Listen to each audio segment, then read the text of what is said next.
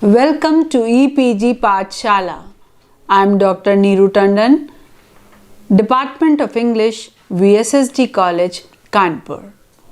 We are discussing paper on linguistics and this module number 22, application of various syntactic rules, has been written by an independent scholar of Hyderabad University, Suma K. In this module, let us get some understanding about the application of various syntactic rules with regard to human language in general. Before that, first let us recall what we understand by rules or grammar and how it is important for language. We know that grammar is a set of rules. A sentence in language cannot be constructed just by a random grouping of words. There is a systematic order in which words are arranged to form a sentence. Tree, flies, Raju thank office. Raju thanked the three fools in his office. In the above examples, we know that first one is not a sentence while second one is a proper sentence.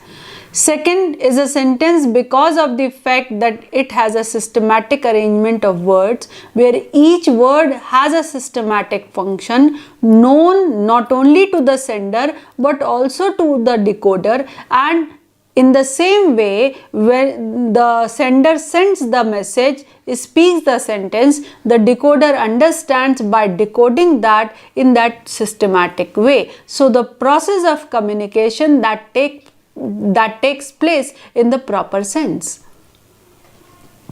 We know that rules follow a specific order. Some questions to ponder therefore are: how do the rules of grammar apply in a phrase, clause or a sentence? Do these rules apply in the same manner in all the languages of the world? To find answers to such questions, let us observe how a child learns language.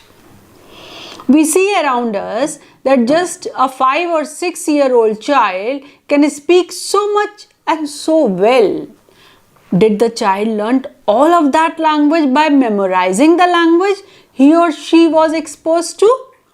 Or should we think that there is something else within the child that has made it possible for the child to attain such proficiency in its native language?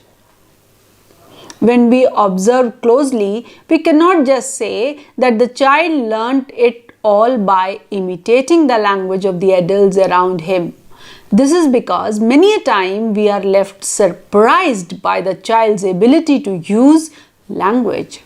Very often we notice that very young children produce language that is far more complex than the language they are exposed to. They may coin new words or even show that they can understand, respond and produce complex structures in language.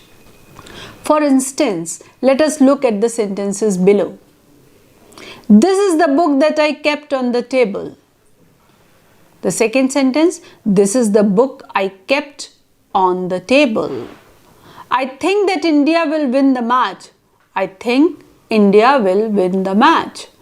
Who do you think that India will defeat? Who do you think India will defeat? Who do you think that will win? Who do you think will win? Now, from these examples, from 1 to 3, the child might understand that the word that is optional in certain English sentences. But how is it that the child perceives that in a sentence like 4, that is always not present? It cannot be possible that such an understanding comes merely from observing or imitating the sentences other people around the child speaks. So there is definitely a gap between the structures the child is exposed to and the structures the child is able to perceive and produce. This gap is known as the poverty of the stimulus. It is not enough to say that the child learns to apply the syntactic rules of its language merely by observing and imitating the speech of the adults around him or her.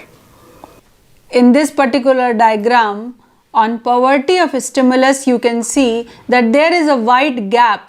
The child is at the center. At the one end, it is exposure to language, and on the other, there is production of language, and there is a wide gap between the two. What then triggers this understanding and application of the syntactic rules in human languages?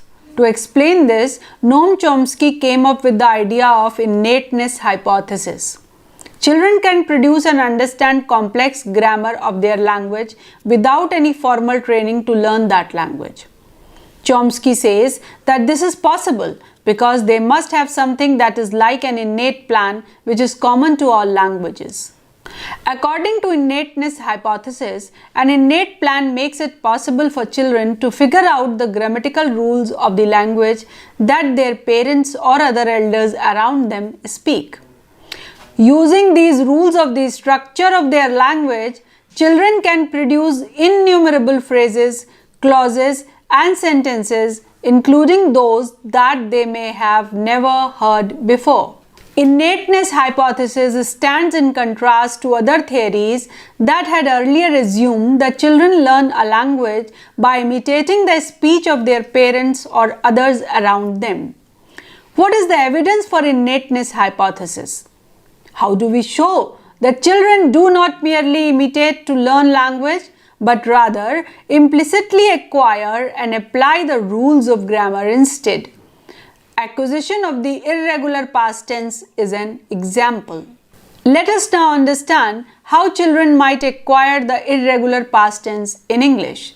Initially, children observe and acquire the rule for irregular past tense formation in English, which tells them to add the suffix ed to the present tense form.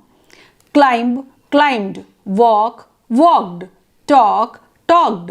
Then they apply this rule to get past tense forms of verbs in all contexts and end up with forms such as the following for irregular verbs: runned, cut, cutted, go, goed.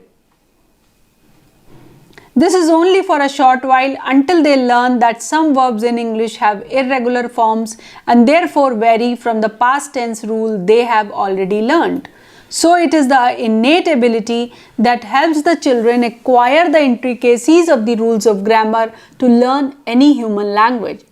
It is further strengthened by the fact that children acquire any language they are exposed to quite effortlessly, while many people may have notions of some languages of the world as being difficult to learn and some others as easy.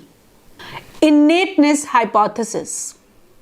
Innate plan to acquire language. You see, the child acquires language, learns implicit rules of grammar, and learns any language he or she exposed to in his own way. Human beings are capable of producing an innate set of structures by using a finite set of rules, that is, innumerable sentences based on just a few rules of grammar. Rules of grammar are common to all languages in the human world, including languages that are as different as English, Hindi, Italian, Tamil, or Japanese.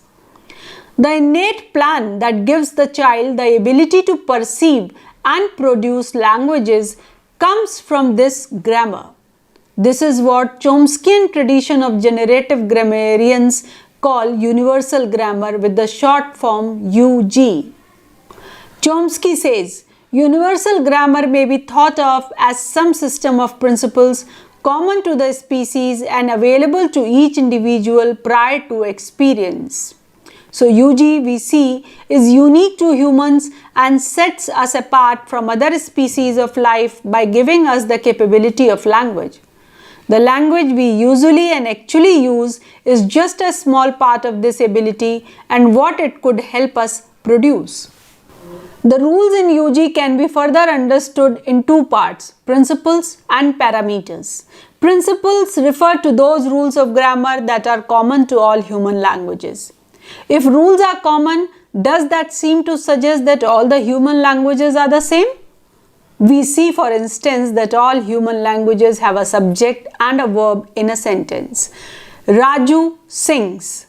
Raju, that is Noam, sing, present, 3 p.m. Raju gata hai in Hindi, and we say Raju sings in English. So that is, in the same way we have a subject and we have a verb in the sentence. The languages are different, but these two parts are same. Now consider the two sentences given below. Raju sings a song. Raju gana gata hai. In Hindi, when we say Raju gana gata hai, this gana or the song in English, though the order changes, yet the parts of the speech are same. We see there is a clear difference in structure between English and Hindi. The rules that account for these kinds of differences are called parameters. What we see in different sentences is an instance of word order parameter. Parameters are the language-specific rules that bring about variation among different languages of the word. We will see now that the principles in UG give the option of two word orders, VO and OV, that is verb and object and verb. That is verb followed by the object and the object followed by the verb. English chooses the first option of verb and object, and Hindi chooses object and verb. Summing up, we see that UG has two parts, principles and parameters. UG contains principles that are absolutely universal to all human languages. These do not vary from language to language. Parameters that are specific to each language are selected from a vast range of principles that are available in human language. Differences between languages of the words are made possible by these parameters. Let us now look at some more examples of principles. Principle 1. Sentences in all human languages have a subject and a verb which agree with each other. We learned that the verb has arguments depending upon the kind of verb it is.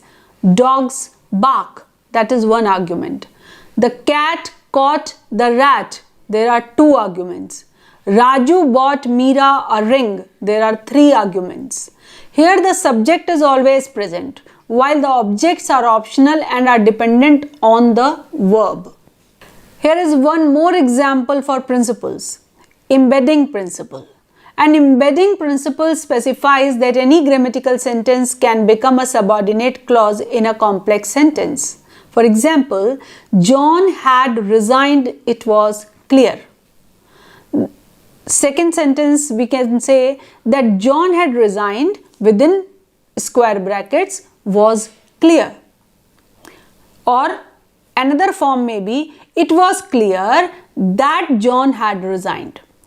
Now sentence A, John had resigned, it was clear, has two independent sentences, while B and C are complex sentences and they have a subordinate clause, John had resigned. Now let us look at examples for parameters. Null subject parameter. We already know that a subject and a verb have to be present in a sentence. This is evident in English in most contexts of usage. We can't say is playing. However, in some languages of the world, the subject may not be present in the sentence uttered by the speaker. That is, the subject is dropped. We see this happening in Hindi. In a context where someone asks, where is Ram? The response in Hindi need not have a subject in it, but may contain just the verb as in D and E. In sentence D, when in Hindi we say, Ram kahan hai? And in English we say, where is Ram? Khel raha hai. That may be a complete sentence in Hindi, but in English when we say is playing, that is not a complete sentence. That cannot be a complete sentence. Either we'll have to use noun, Ram is playing, or we'll have to use a pronoun, he is playing. So we see that the subject is dropped in Hindi, while this is not possible in English as seen earlier. Null subject parameter, as shown in the above examples from Hindi and English, marks a difference in the structure of these two languages. Nevertheless, at the core, Both languages are the same in their structure, for both have a subject and a verb in their sentences. The subject may be overtly pronounced or may not be pronounced. Now in this chart you can see that universal grammar is there. On one hand there are principles, on other hand there are parameters. In principles we have common to all human languages. They are absolute and do not vary, and examples like embedding principles. In parameters we have specific to each language. They vary according to the rules of each language, and the example is null subject parameter. Now let us look at the word order parameter. In English, the subject comes before the verb in a statement, as in the chef cooked the broth, that is a statement, while there is an inversion of the subject and the verb in question, as did the chef cook the broth, that is the question. So in English, questions are formed with subject auxiliary inversion. In Hindi, we cannot apply this rule. बावर्ची ने भात बनाए, the chef made the broth. क्या बावर्ची ने भात बनाए? Did the chef make the broth? One can see that there is no word order difference, and the subject and the verb do not change their position in both the sentences. Now let us consider the head parameter. We know that every phrase has a head. For instance, the object of the verb phrase occurs to the right of the verb head, as in the sentence Ram ate an apple. The verb head eat occurs to the left of the object apple. Therefore, English is a head left language. Similarly, in a prepositional phrase in English, the preposition occurs to the left of the phrase. For instance, look at the phrase Ram is in the classroom. In the above example, the preposition in comes to the left end of the prepositional phrase in the classroom. However, not all languages are head left languages. The principle is that head is obligatory in the phrase. Nevertheless, the head parameter allows each language to determine where the head occurs in the phrase. So some languages like Hindi, Japanese, Telugu, Kannada, etc. are head right languages. In these languages, the head occurs to the right of the phrase. Let us look at examples from Hindi in two more sentences. Ram ne apple khaya. Ram ate an apple. We see that the verb head eat occurs after the object apple. Now look at the sentence Ram kaksha mein hai. Ram is in the classroom. Similarly, in the preposition in occurs after the noun phrase classroom, which is a constituent in the prepositional phrase. So we can see that Hindi is a head right language and English is the head left language. When a child is exposed to a language, the principles apply commonly to all the languages. Parameters apply differently to each languages. For instance, child has to choose between applying the head left or head right parameters. While an English speaking child applies the head left rule, a Hindi speaking child applies the head right rule. When a speaker learns another language, there could be errors caused due to faulty application of rules in parameters. Syntactic rules do not apply alike to all languages, and the principles may be at the core and apply as a common feature in all language. Parameters are more language specific and apply differently to different languages of the world. When the child learns to speak, the core principles are already innately encoded. These principles are absolute and form the common basis of the human language. Depending on the parameters of the languages that the child is exposed to, the child acquires the variations in the structures of those particular languages. The application of the syntactic rules helps the child acquire the implicit knowledge of the grammar. The application of the syntactic rules also help the linguist in extracting the explicit knowledge of the grammar of the human language. Before finishing, let us talk about two more important things related with syntax, that is syntactic atoms. The basic unit of syntax is not the word but the syntactic atom, defined as the structure that fulfills a basic syntactic function. Syntactic atoms may be either a single word or a phrase that fulfills a single syntactic function. Suppose I say the dog ate the bone. Then I say the big yellow dog ate the bone. And finally I say our dog that we raised from a puppy ate the bone. Now elements with syntactic equivalence all belong to the same type of syntactic atom. Here we have noun phrase as well as verb phrase. A language also contains specific rules for properly connecting syntactic atoms to form sentences. These are called phrase structure rules. The sentence "the big yellow dog ate the bone" is well formed because it uses the parts of speech in a way that conforms to the rules of English syntax. The string of words big, the, ate, bone, dog, yellow, the is not a sentence because it is a jumbled sentence and it violates syntactic rules. It is often not even possible to assign any meaning to a syntactically ill-formed utterance. This is why the syntactic rules of a language can be followed perfectly to produce illogical or semantically high improbable sentence. The bone ate the big yellow dog. Since a new context could be imagined to render such a statement at least fictionally logical, it is fortunate that our language has a ready-made means of expressing it.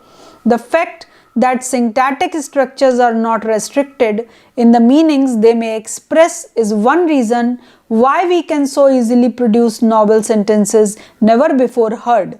The semantic independence of the phrase structure rules is one of the main factors that provides for the infinite creativity of human language.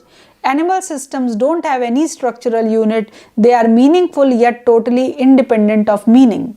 Now in this particular connection, we should also discuss syntactic relations and phrase structure rules. Let's examine syntactic relations within English sentences. One approach is to divide the words of a sentence into phrases. This technique is known as parsing. The most fundamental division is between subject and predicate.